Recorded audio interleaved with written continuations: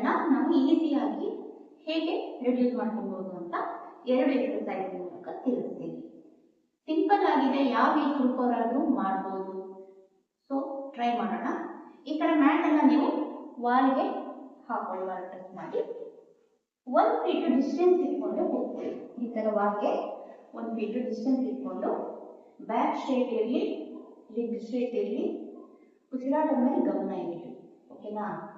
ಕೂತ್ಕೊಂಡು ಹ್ಯಾಂಡ್ ಅನ್ನ ಈ ತರ ಟೋಸಿಗೆ ಟಚ್ ಮಾಡಿ, ಓಕೆ, ಸ್ಲೋಲಿ ಫಿಂಗರ್ ಇಂದ ವಾಲ್ ಅನ್ನು ಟಚ್ ಮಾಡಬೇಕು.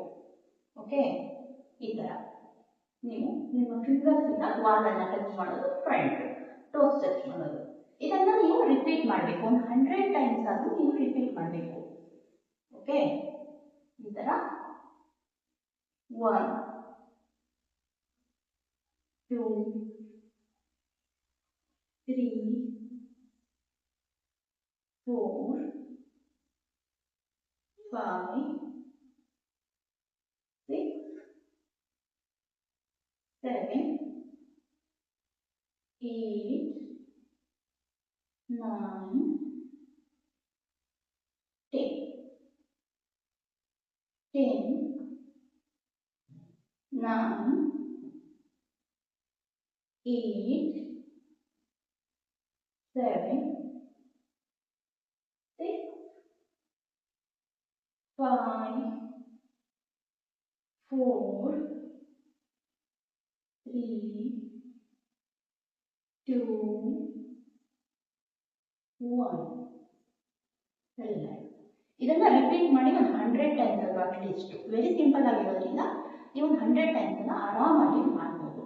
ನೆಕ್ಸ್ಟ್ ಮೂವ್ಮೆಂಟ್ ಬಂದ್ಬಿಟ್ಟು ನೀವು 1 ಆರ್ಮ್ ಡಿಸ್ಟೆನ್ಸ್ ಅನ್ನ ತಗೊಳ್ಳಿ. ವಾಲಿಂದ 1 ಆರ್ಮ್ ಡಿಸ್ಟೆನ್ಸ್ ಇಟ್ಕೊಂಡು ಕೂತ್ಕೊಬೇಕು. ಈ ತರ ಬ್ಯಾಕ್ ಸ್ಟ್ರೇಟ್ ಇರಲಿ, ಲೆಗ್ ಸ್ಟ್ರೇಟ್ ಇರಲಿ, ಉಸಿರಾಟದ ಮೇಲೆ ಗಮನ ಇರಲಿ.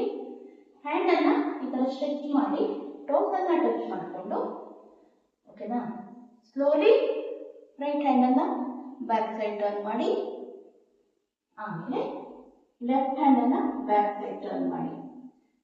ನಿಮ್ಮ ಫಿಂಗರ್ ಇಂದ ವಾಲ್ ಅನ್ನ ಈ ತರ ಟಚ್ ಮಾಡಬೇಕು. ನಿಮಗೆ side baby fat, upper back ಏನಾದರೂ ಫ್ಯಾಟ್ ಇದೆ, ರೆಡ್ಯೂಸ್ ಮಾಡ್ಕೊಬೇಕು, ಅಥವಾ ಶೋಲ್ಡರ್ ಅಲ್ಲಿ ಏನಾದರೂ ಡಿಸ್ಕಂಫರ್ಟ್ ಇದೆ, ಪೇನ್ ಇದೆ, ಅದನ್ನ ರೆಡ್ಯೂಸ್ ಮಾಡ್ಕೊಬೇಕು ಅಂದ್ರೆ ಇವೆರಡು ಎಕ್ಸರ್ಸೈಸು ಹೆಲ್ಪ್ ಆಗುತ್ತೆ. ಸೊ ಟ್ರೈ ಮಾಡೋಣ. 1 2 3 4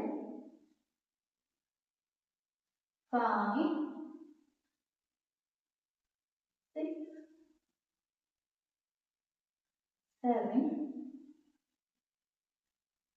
8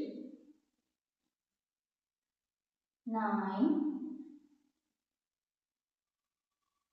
10.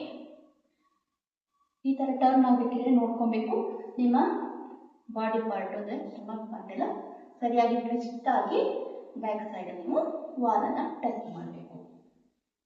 ಕಂಟಿನ್ಯೂ ಮಾಡಿ. 10 9 8 7 6 5 4 3 2